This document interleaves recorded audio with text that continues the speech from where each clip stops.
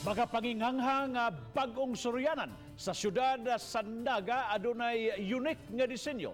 Atong libuton pinagi sa live report ni Nico Serino. Nico.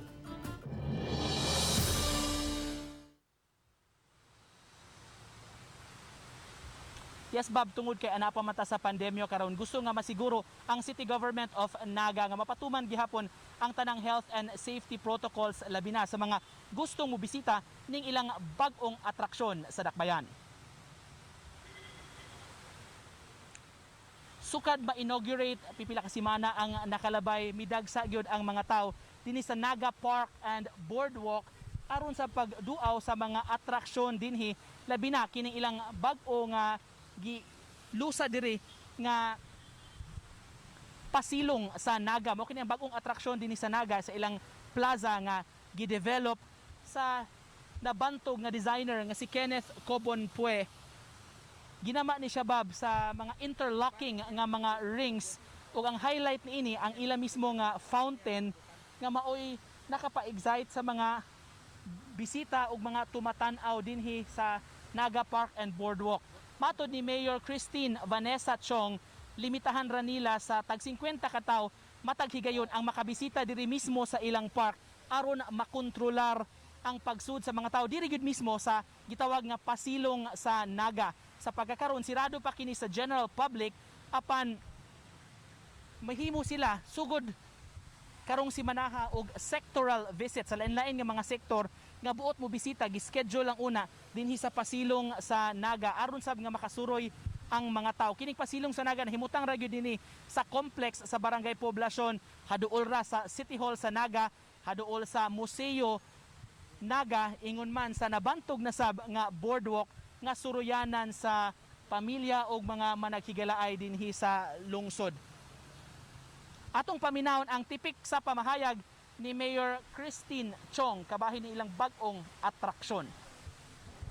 If you take a look at Naga, ang Naga Park and Boardwalk or the park life here is very active. It is the heart of the city, the heart of the community.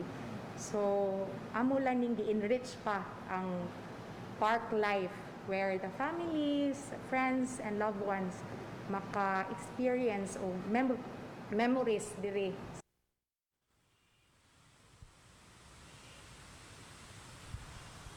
Sa mga nagpangutana kung asa nahimutang kining pasilong sa Naga, makita ra gyud siya gikan sa highway, Bob, atubangan mismo sa ilang simbahan. O gani bisan kun di pa formally open sa publiko ang park, ubay-ubay na sab ang muhunong dinhi tungod niini magpahulagway sa bag-ong atraksyon ilabi na kay maanindot man sab gyud ang lights ug ang area dinhi nga kasuruyan sa mga buot muanhi musuroy mo relax taliwa nining panahon sa pandemya.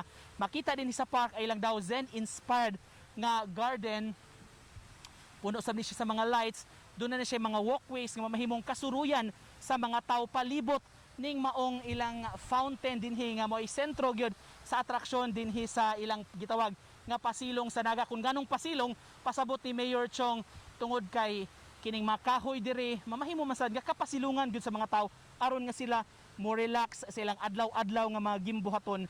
Gipasigarbo sa Dakbayan nga walay mga kahoy nga nahilabtan sa pag-ugmad ning maong park ug mi-adjust ra gyud ang administration o ang management ni labi na ang designer nga si Kenneth Cobonpue sa ilang design ning maong park o fountain aron nga mo adjust pod nga way mahilabtang kahoy sa ilang pag-ugmad ning maong park. Ning mga orasan nagpadayon pa ang sectoral visit, doon na orientation nga gihimo diri sa kadagkuan sa City Information Office aron nga masuri kini mga business sector, makalibot sab sila dinhi sa pasilong sa Naga. Gipasalig sa syudad nga kung hayan mabuksan ra gyud nila kining maong park aron nga ma-enjoy sab kini sa mga lumad nga taga-Naga, ingon man sa mga bisita gikan sa mga lain nga mga dakbayan og mga kalungsuran dinhi sa Subo. Basta mutuman lang sa tanan nga mga health and safety protocols. Mo kanang latest, Bob, gikan dinhi sa Dakbayan sa Naga.